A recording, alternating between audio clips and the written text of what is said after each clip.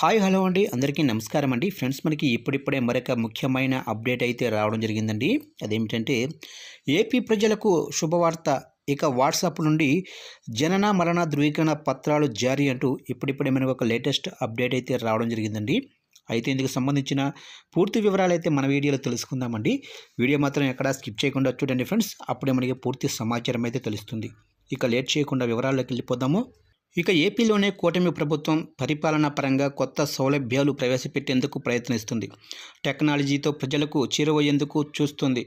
అందులో భాగంగానే గతంలో ప్రకటించిన వాట్సాప్ పరిపాలనకు సిద్ధమైంది. కొన్ని ప్రత్యేకమైన సేవల్ని వాట్సాప్ ద్వారా అందించనుంది.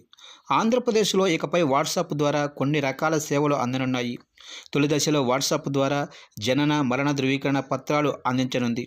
ఇక పైలట్ ప్రాజెక్టుగా తెనాల నుంచి ప్రారంభించి ఆ తర్వాత రాష్ట్ర వ్యాప్తంగా అమలు చేయనున్నామని ప్రభుత్వ ప్రధాన కార్యదర్శి విజయానంద్ వెల్లడించారు.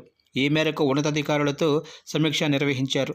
రాష్ట్ర వ్యాప్తంగా అన్ని శాఖల్లో టెక్నాలజీ వినియోగించుకొని పరిపాలన అందించాలని ముఖ్యమంత్రి చంద్రబాబు ఇప్పటికే అధికారుల్ని కోరారు. ఇందులో భాగంగా వాట్సాప్ గవర్నెన్స్ ప్రారంభించనున్నారు.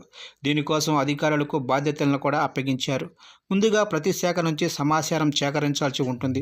ఆ తర్వాత సమాచారాన్ని సమీకృతం చేసిన వాట్సాప్ పాలన అందించాలి. ఇక రాష్ట్రంలో త్వరలో వాట్సాప్ ద్వారా దాదాపుగా 150 రకాల సేవలు అందించాలన్నది ప్రభుత్వ లక్ష్యంగా ఉంది. ఇక ముందుగా జనన మరణ ధృవీకరణ పత్రాలు అందిస్తారు. ఆ తర్వాత ఒక్కొక్క శాఖను ఈ పరిధిలో తీసుకొస్తారు.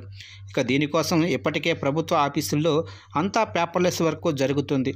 ప్రభుత్వ పథకాల అమలుకు కీలకమైన ఆధార్ సేవల్ని ప్రజల్లో తీసుకువెళ్లేందుకు ప్రభుత్వం యోచిస్తుంది.